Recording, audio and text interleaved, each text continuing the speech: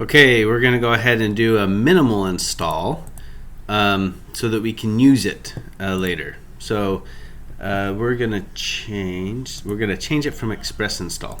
That way it'll ask us for other things. That looks good. Create.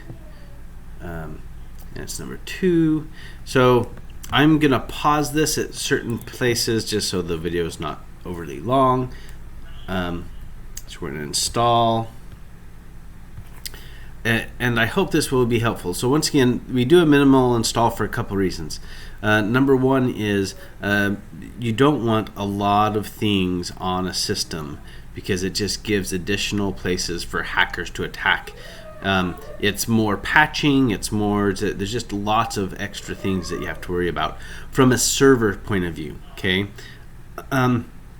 Even from a desktop and a phone point of view, the things that you don't use, just consider getting rid of them. They're just additional attack points for hackers to use.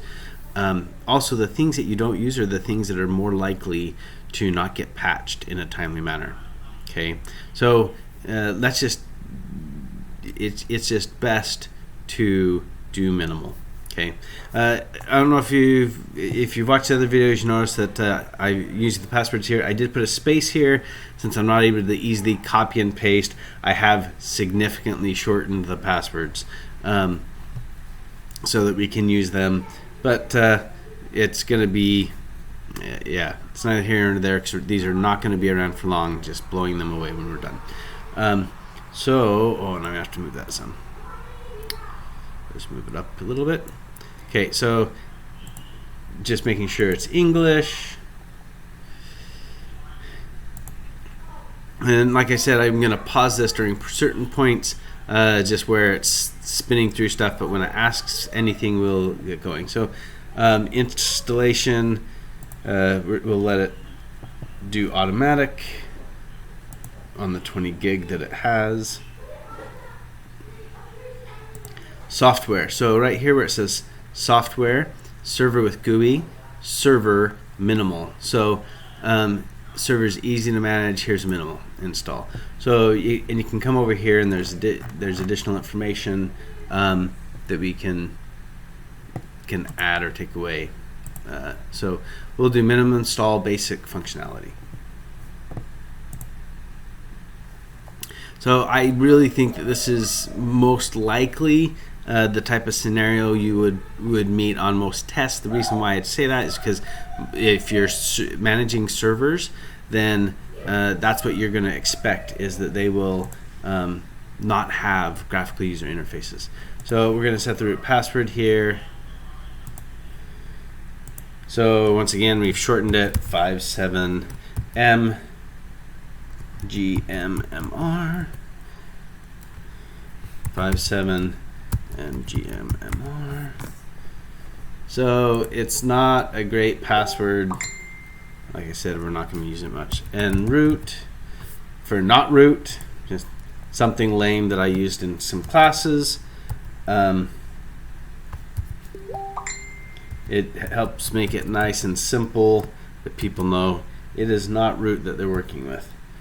6HFM. Okay. And I am going to make this user administrator so we can do sudo. There's advanced options here. We're not going to do that. Cancel. So you can see it puts them in will to be administrator. Okay. Done. And I'm going to pause while it continues. Oh, I need to say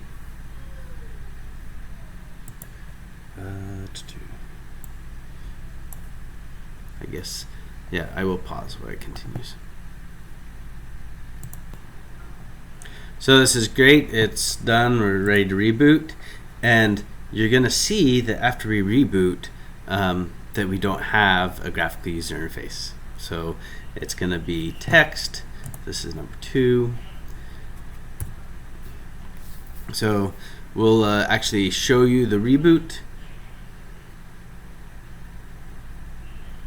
It shouldn't take a lot of time. It does take a little while. Oh, it does have a graphical user interface. No, this. Sorry, that was just the splash. So here we go. We're at the login screen. So let's go ahead and log in as en route. CE6HFN.